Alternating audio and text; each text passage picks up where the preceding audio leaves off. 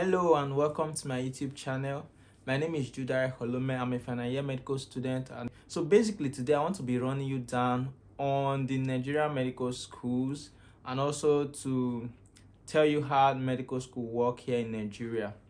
Okay, first and foremost, we run our pattern like that of the UK, United Kingdom, unlike in America where you have to go and do a degree first before you come back to med school. But here in Nigeria, you can do medicine straight from secondary school. But before we dive into the world of the information I have for us today, in Nigeria, basically we have over 190 universities. But out of these 190 universities, only 37 universities have full accreditation to produce or to train doctors. And out of these 37 universities, there are the private universities, the state universities, and the federal university. Of course, we know that the state university and the federal university both comprises the public universities. And before I proceed, I would also like to tell us the advantages and the disadvantages of studying medicine in either of these universities, whether public universities or the private universities. So let's start with the public universities. The first one we'll be taking is the federal university, because I am in the federal university. So the federal universities, the likes of University of Abuja here in the Federal Capital Territory, University of Ibadan, University of Nigeria in Nsukka. So these universities are controlled by the federal government, at the federal level. And one of the major advantage these universities have over the rest is the fact that they are affiliated to like the best teaching hospitals around.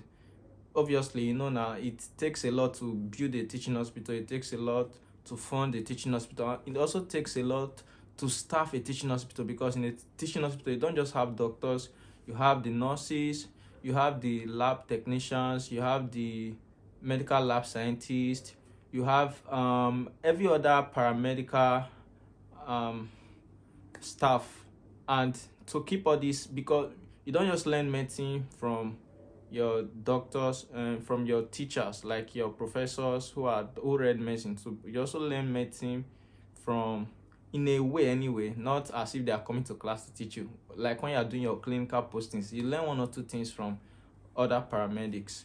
So it takes a lot to keep a teaching hospital fully funded and to make it stand out. This is one of the major advantages that federal medical schools have, because they are affiliated to the best teaching hospitals. Then another advantage is the fact that you are being taught by like the best consultants in the country. These are consultants that people even fly from outside the country to come and consult. People come from different parts of the country to come and consult, but you have them attending to you. You do ward rounds with them. You do they teach you in the classrooms. You even have one-on-one discussions with them. You even form bonds and friendship with some of them. So it's a privilege, really. Then that's the second advantage of studying in a federal university. The third one is the quota. Like my school now, as at the time of making this video, we have our quota is around 75, which is obviously going to get higher with time as the school expands. But most private school and others, they don't really enjoy that privilege of having their quota high. Well, the reasons are probably they don't have the necessary equipment and facilities to cater for much students, especially the teaching hospital. Because medicine is one course you do, you have to be actively involved. You don't just learn medicine from reading textbooks or from a distance. You don't learn medicine by proxy. You have to get your hands dirty. These are some of the advantages you stand to get by studying medicine in a federal university. What are the disadvantages of studying medicine in a federal university? The first and foremost is strike. You don't have control of when you will graduate. You may even stop going to your village because they'll keep asking you, when will you graduate? If you have parents that don't trust you, they even think you join court, and maybe especially if they didn't read medicine, they don't understand the peculiarity of your course. You've been in school for 8 years, so are you sure you are still a student? So that was on a lighter note anyway. So the first disadvantage is that you don't have control of when you get to graduate, because all the industrial strikes will affect you. If resident doctors are going on strike, it will affect you. If ASO are going on strike, it will affect you. If NASO are going on strike, it affects you. On even most times, other paramedic might even slow down your program. So that's one of the major disadvantage. Another disadvantage is that it is very, very competitive to get into. Getting into a federal university to study medicine is very competitive because everybody wants to go there. This is one of the advantage I forgot to mention. Another advantage is that federal medical schools are very, very cheap compared to their private or even state counterparts, because you have, on the average, the school fees ranges from 50 to below 50,000 to around 500,000 for federal medical school as at the time of making this video. I pay less than 300k, but way above 200k as at the time of making this video. So that's like a plus for some people anyway, compared to what you stand to pay in a private medical school or even in some state medical school. Then that's the one of the advantage I forgot to mention. But the disadvantage is that because of this cheap tuition fees, people tend to apply more into these federal universities. You see over 10,000 applicants applying for just a slot of 150 medical students or a slot of 100 medical students. Can you imagine? That's how bad it is. Then another disadvantage of studying in federal medical school is most times, most of these medical schools, they admit more than they can take, and they tend to drop others along the way. I've had a couple of friends who were not so bad dropouts from med school because they had to size down the class to the quota. Then let's move on to the other one, which is the state medical school. The state medical school has similar attributes with the federal medical school, like that I've just mentioned, in terms of tuition fee. Just that most state medical schools are a bit more expensive, but in terms of how the school runs, it's almost like the federal medical schools. Most state medical schools may be smaller in size, and they may not have access to all these large, big, well-staffed teaching hospitals. Okay, that's basically it. Then the third one, which is private medical schools. The first advantage of private medical school is that they are less competitive to get into, because obviously not everybody can afford them. So it's a good place if you don't want your heart broken. Because most times I've seen candidates that score way above 300 in JAM, which is a very, very good score, get denied admission in federal medical schools. But this is very, very unlikely to happen in a private medical school. Then another advantage is that you have control of when you get to graduate, especially if your medical school is accredited. The disadvantage of going to private medical school: one, you may not have access to the best teaching hospital. Most private schools don't have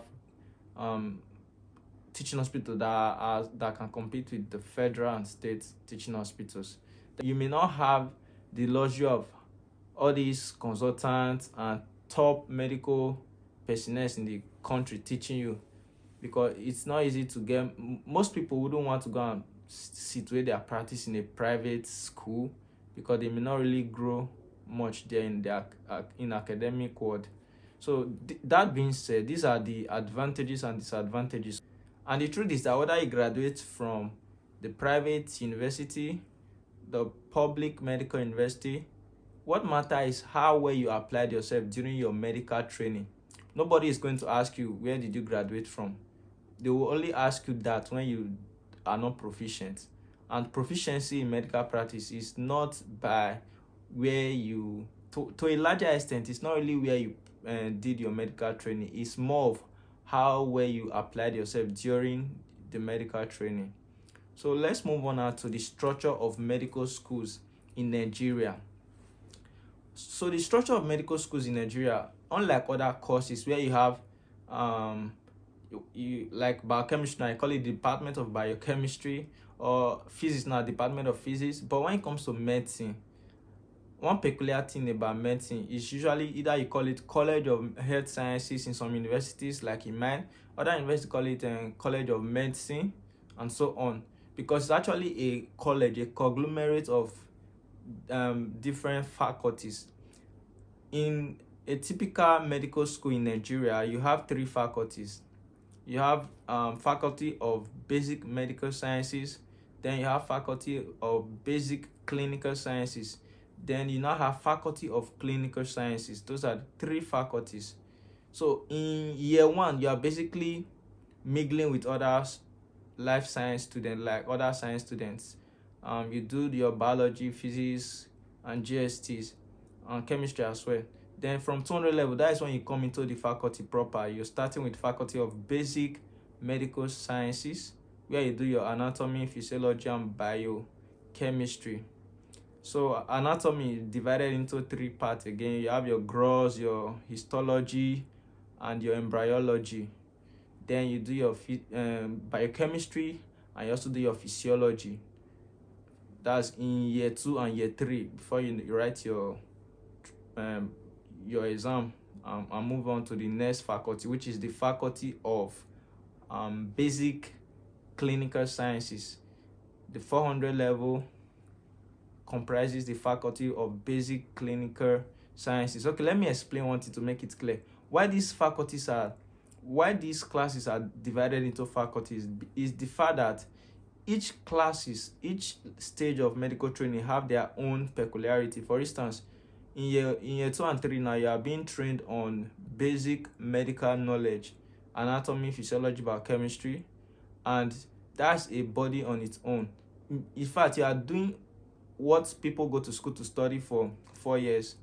You are doing like 3 of those courses in a period of 6 months. I must say, medicine is actually not so easy. It takes determination and perseverance to actually succeed at it. So that's why it's divided into these faculties. Like faculty of basic clinical sciences, you are doing your pharmacology and pathology. So in the faculty of basic clinical sciences, you are going to be doing you have two major departments, pathology and pharmacology. But most schools will further break down the pathology into medical microbiology, we have hematology, we have chemical pathology, and histopathology. Their pharmacology will be on its own. And this is one of the most dreaded phase of medical training by so many students. After this, you write your exam again, which is a board exam called the second professional exam. And if you do well, if you meet the requirements, you move on to the next stage of your clinical training, which is the faculty of clinical science. In the faculty of clinical science, you are going to be doing, you first of all start with your pediatrics and O&G. O&G is obstetrics and gynecology. Then you do that for a period of some schools 1 year, some 1 year and 2 months, 1 year and 3 months, depending on your center. Then after that, you also write a board exam again. If you pass your board exam, that's if you meet the requirement, you move on to the last. This board exam is called the third MB, the third medical board exam. Then if you meet the requirements, you get promoted to the last phase of the medical training, which will be in the faculty of, already you are in the faculty of clinical science, pardon me. If you pass that, you move to the last stage of the medical training. Basically, what you'll be doing here is medicine and surgery. and community medicine too, which is obviously under medicine. But mind you, all along, depending on your center, each center have their peculiarities. You don't wait till final year before you do medicine and surgery. All along, while you are doing other posting, while you're in other faculties, you are being posted uh, on interval to clinical postings to have a feel like an exposure to medicine and surgery, rotation, and all of that. So basically, that's how the medical school work here in Nigeria. And I must tell you, it is not as easy as it sounds. It's actually very tedious and it is demanding. It requires your attention, it requires your dedication, it requires hard work and resilience. So if you must study medicine, be sure that it is what you want and you are ready to give it all it will take, because the truth is that it's not as if it's very difficult, but it's demanding. That's the truth. From experience, it is demanding. So thank you so much for watching till this point. Please don't forget to subscribe and like this video and share this video with anybody that might need this information. Have a nice day.